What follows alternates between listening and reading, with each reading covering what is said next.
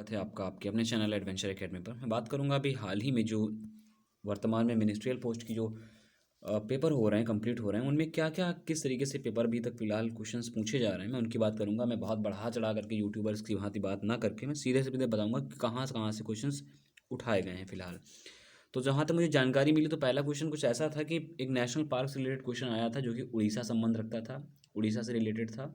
दूसरा क्वेश्चन ये था उनका कि स्थायी बंदोबस्त व्यवस्था कौन लाया, कौन नहीं लाया। आसान आसान क्वेश्चन थे, ऐसा कुछ नहीं, वन लाइनर क्वेश्चन थे। स्थायी बंदोबस्त व्यवस्था कौन लाया। एक और क्वेश्चन ऐसा था कि समानता का अधिकार, जो समानता का अधिकार संबंधित महिलाओं के प्रति जो समानता का अधिकार दिया गया है, ऐसे क्वेश्चंस रिलेटेड किए गए थे। ठीक है, एक तो ये क्वेश्चन था। दूसरा एक और जानकारी जो मिली कि लोकतंत्र का अर्थ क्या होता है, लोकतंत्र का अर्थ क्या होता है, ये जानकारी अपडेट करने के लिए। लोकतंत्र हालांकि सामान्य है, लोकतंत्र जनता का, जो जनता स्वतंत्र होती है कहीं कहीं ना कहीं, लोकतंत्र जनता द्वारा चलाया गया तंत्र।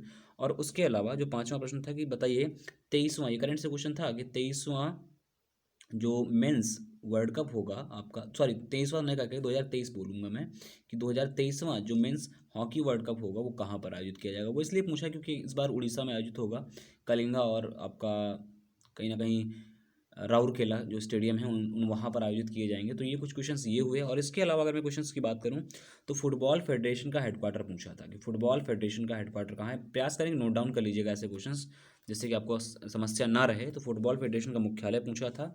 एक आंदोलन पूछा था, असहयोग आंदोलन, मॉडर्न हिस्ट्री से ही रहा। असहयोग आंदोलन की शुरुआत किस वर्ष हुई, आसान था। असहयोग आंदोलन की शुरुआत कब से हुई। इसके अलावा एक रचना भी पूछी गई, उसका रचना का नाम है संवाद कौमुदी। तो संवाद कौमुदी नामक जो रचना है वो किसने लिखी, ये एक प्रश्न आया था रचना संबंधित। ठीक है, इसके अलावा एक क्वेश्चन था कि खनिज संबंधित थोरियम के ऊपर एक क्वेश्चन रिलेट किया गया था, थोरियम संबंधित क्वेश्चंस बने थे। इसके अलावा एक क्वेश्चन कुछ ऐसा था कि जो कार चलती हुई है कभी मोड़ पे मुड़ती है तो ज़्यादा लोग झुक क्यों जाते हैं। यानी कि सीधी बात करूँ तो आप केंद्रीय बल के ऊपर क्वेश्चन आया। टीकाकरण से कौन कौन से रोग खत्म नहीं हो सकते, इसके ऊपर एक क्वेश्चन था। जंग रोकने के लिए जो आपका लोहा होता है उसके ऊपर किसकी परत चढ़ाई जाती है, ये क्वेश्चन उससे आया हुआ था।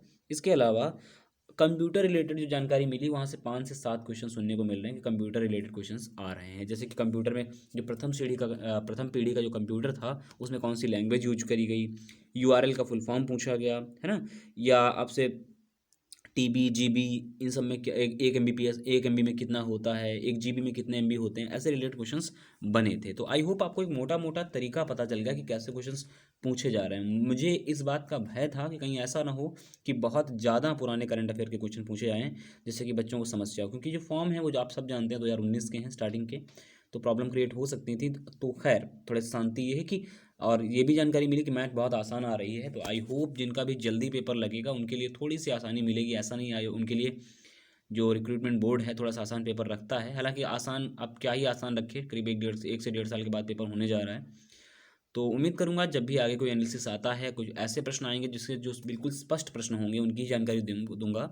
बने रहें चैनल पर हमारे साथ। नमस्कार।